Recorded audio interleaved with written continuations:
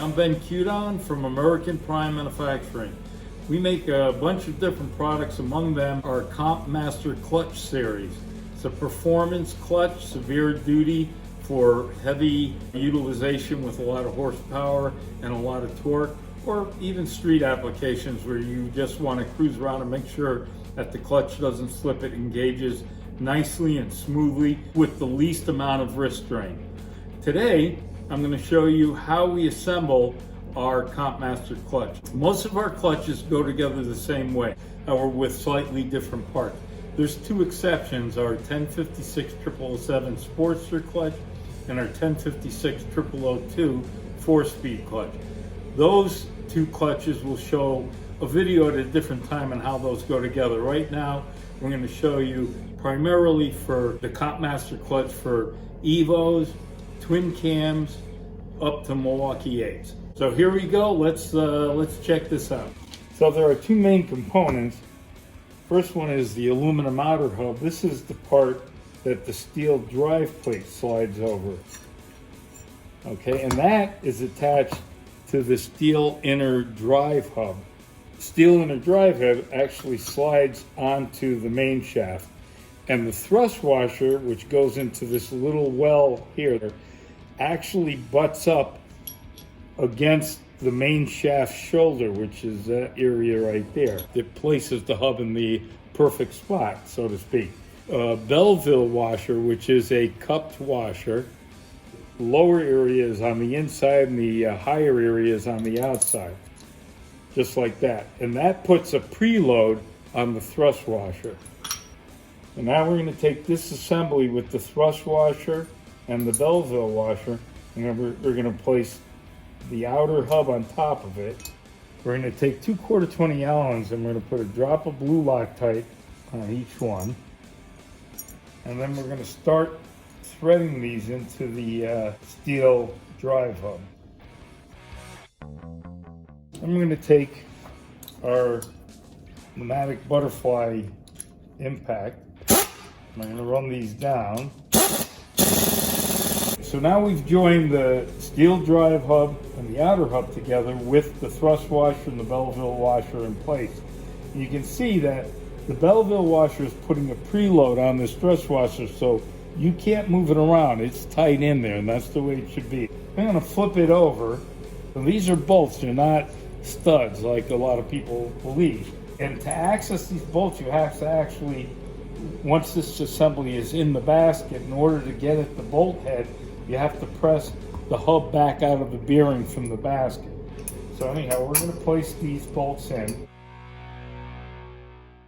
Got the 4 bolts in there. And now we're going to flip this over and we're going to apply some Loctite to the threads, being careful not to get any red Loctite on the very end of the thread, because that's where the shoulder nut's going to go. And there's a unthreaded end and there's a threaded end. I want to put the unthreaded end toward the hub. I have these 4 nuts onto the bolts. Retighten these a second time to make sure they're sufficiently torqued down to the proper torque specification. In the assembly of the hub is I'm going to put the snap ring on. Now the snap ring gets shipped with the hub, but it has to come off before you press the hub into the basket bearing. Okay, so next thing we're going to do is we're going to put the stack in. The clutch stack is pre-measured before it goes out the door. So all of our steels have a coating on it, which we don't remove. We recommend that prior to using the clutch, you take all the steels and clean them off with like brake cleaner to get rid of that film, which is not going to help in good clutch engagement. So the first steel on is a 120, and then a fiber, and then a 47, and then a fiber, and a 47. Now this is specifically for a 1056 0006. Each one of our clutches has a different stack height and uses different steels and different fibers in some cases. This is for specifically for a 1056 0006. So next thing I'm going to do is I'm going to put the clutch pack onto the hub. Before that, I need to measure the stack height. The clutch is a 1048-0013, and the stack height should be between 172 and 1745. I'm going to take my vernier and make sure it's zeroed out, and I'm going to check the stack height to make sure it fits within the parameters. The stack height is at 1 inch 731 thousandths, which is right in between 1 inch 720 thousandths and 1 inch 745 thousandths. Now that the stack height is correct, I'm going to actually put the clutch onto the hub. You're going to remove the clutch, of course, to clean the steels and to put the hub onto the basket. Make sure that when you take the clutch off, you remember the order that it is being taken off, because you should replace it in the exact same order. One other word about the clutch: we use centerless ground plates, so they're very, very flat.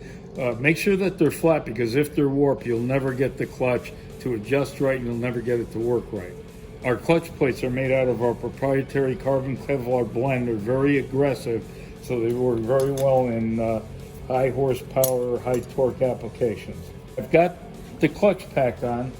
Now, very important, I'm going to take some anti-seize and I'm going to coat the threads on these bolts. Put the pressure plate on. The word out is facing you. Our diaphragm spring, we have 3 different diaphragm springs. We have black, which is stock-like. We have our silver, which is our best spring, bar none. It's our competition spring. And then we have our gold spring, which is for race applications. It's a little harder to pull in, so we love the silver spring because it's very easy to pull in but holds a lot of horsepower. The spring retainer, which again, it has out printed on it, so that faces you. The lock tabs and the 4 shoulder nuts, and that's going to pop right on top of here. And we're going to run these nuts down. Before I ship this clutch, I have to make sure that the spring geometry, the curvature of the spring, is correct. So we run the nuts all the way down, then we take a straight edge, and on the exposed portion of the spring, on the high spot, you balance the straight edge, and you should see about 15 to 20 thousandths of ear gap on both ends of this straight edge. Now I'm going to loosen the nuts up and just turn them down slightly so they're just a little bit hand tight, and then I have actually finished. Now the clutch is completely assembled. We got the retaining ring, which you'll take off before you, of course, press the clutch into the clutch hub bearing. And the stack height is correct. The spring geometry is correct.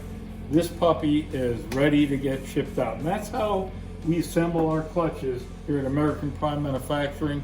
I hope you enjoyed this video, and I hope it's instructional. We'll have a couple more videos coming out on our 1056-0007 Sportster clutch and our 1056-0002 4-speed clutch. That's it for today. Thanks for watching.